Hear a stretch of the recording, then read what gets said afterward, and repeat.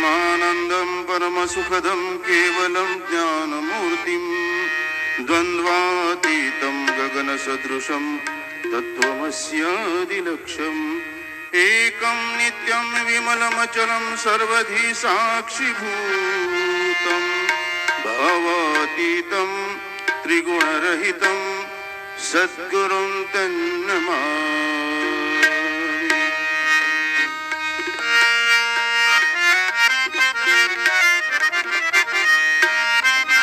तीन शिरे सहा